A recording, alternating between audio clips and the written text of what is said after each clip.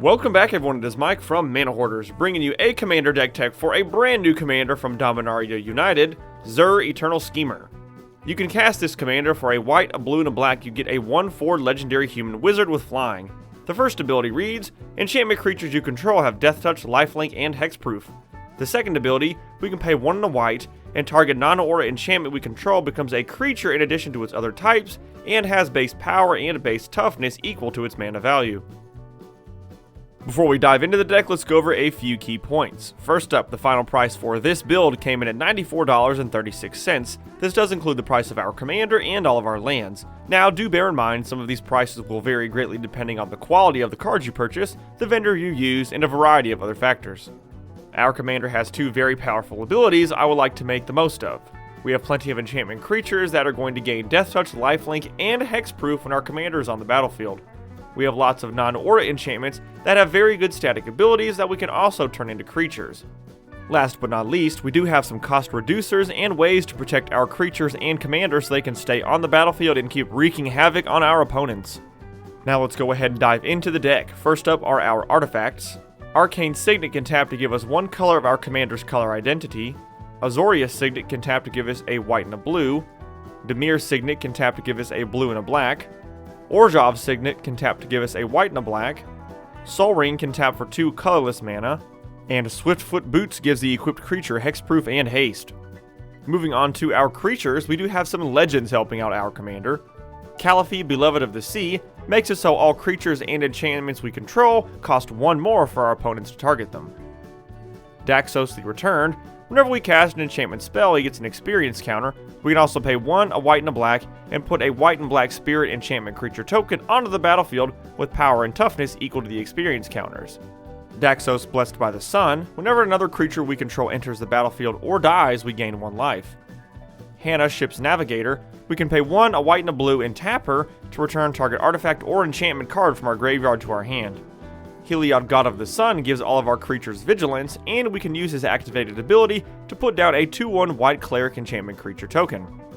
And Odric Lunarch Marshal, whenever we move to combat, if our creatures have abilities, it's going to give those to all of our other creatures, making them even more difficult to deal with.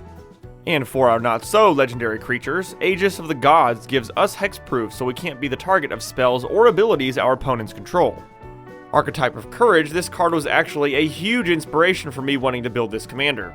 If we have this card and our commander out on the battlefield at the same time, all of our enchantment creatures will have First Strike and Death Touch, making them absolutely lethal in combat both as attackers and blockers. I look at this as sort of a shield wall to protect us and constantly move forward to destroy our opponents. And another personal favorite of mine, Archetype of Imagination, gives all of our creatures flying, and all of our opponents' creatures can't have or gain flying. Auramancer, whenever it enters the battlefield, we can return target enchantment card from our graveyard to our hand. Dockside Chef, we can pay 1 in the black and sacrifice an artifact or a creature to draw a card. Eidolon of Obstruction, loyalty abilities of planeswalkers our opponents control cost 1 more. Flitterstep Eidolon, it can be blocked, and if we bestow it onto a creature, that creature gets +1/+1 and can't be blocked. Ghostblade Eidolon has double strike. Grim Guardian, whenever it or another enchantment enters the battlefield under our control, each opponent loses 1 life. Hypnotic Siren is a 1/1 with flying. Mesa Enchantress, whenever we cast an enchantment spell, we can draw a card. Monk Idealist, whenever it enters, we can return an enchantment from our graveyard to our hand. Moon Blessed Cleric, whenever it enters the battlefield, we can search for an enchantment card, reveal it, shuffle our library, and put it on top. Nykthos Paragon, this synergizes very well with the lifelink gained by our commander. Whenever we gain life, we can put that many 1/1 counters on each creature we control, but we can only do this once per turn. Spirited Companion, whenever it enters the battlefield, we can draw a card. Starfield Mystic makes our enchantment spells cost 1 less. Starnheim Courser does much the same. Valor, as long as it is in our graveyard and we control a plains, creatures we control have First Strike. Moving on to our enchantments, Behold the Unspeakable. With 1 lore counter, it weakens our opponent's creatures. With a second lore counter, we can draw some cards. And with the third lore counter, it actually flips to become an enchantment creature. Coastal Piracy, whenever a creature we control deals combat damage to an opponent, we can draw. Cradle of Vitality, whenever we gain life, we can pay 1 and a white, and if we do, we put a +1/+1 counter on target creature for each 1 life we gained. Curator's Ward gives the enchanted permanent hexproof. Curiosity, Whenever the enchanted creature deals combat damage to an opponent, we can draw. Dawn of Hope. Whenever we gain life, we can pay 2, and if we do, we can draw a card. Era of Enlightenment lets us scry, gain some life, and then flips into an enchantment creature. Ghostly Prison. Creatures can't attack us unless their controller pays 2 for each one that's attacking. Knighthood gives all of our creatures first strike. Levitation gives all of our creatures flying. Light of Promise. This creature gains whenever you gain life, put that many +1/+1 counters on this creature. Mark of Asylum prevents all non-combat damage will be dealt to creatures we control. Michiko's Reign of Truth pumps up our creatures, and then at lore counter 3 it will flip into an enchantment creature. Ophidian Eye. Whenever the enchanted creature deals combat damage to our opponent, we can draw. Path of Bravery. As long as our life total is greater than or equal to our starting life total, it pumps up all of our creatures, and whenever one or more creatures we control attack, we gain life equal to the number of attacking creatures. Propaganda makes it so our opponents have to pay 2 for each attacking creature. Sanguine Bond. Whenever we gain life, target opponent loses that much life.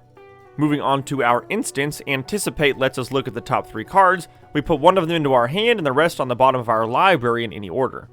Brainstorm, we can draw 3, then put 2 cards from our hand on top of our library in any order. Deliberate, we can scry 2 and then draw. Dispel will counter target instant spell. Infernal Grasp will destroy target creature and we lose 2 life. Make a Stand. Creatures we control get +1/+0 and gain indestructible. Negate will counter target non-creature spell.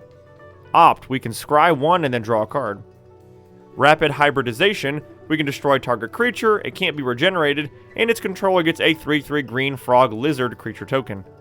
Stern Dismissal can return target creature or enchantment and opponent controls to its owner's hand. And Unbreakable Formation gives creatures we control indestructible. For our sorceries, Clear the Mind, target player shuffles their graveyard into their library and we draw. Idyllic Tutor lets us tutor for an enchantment card, reveal it, and then put it into our hand. Preordain, we can scry 2 and then draw a card.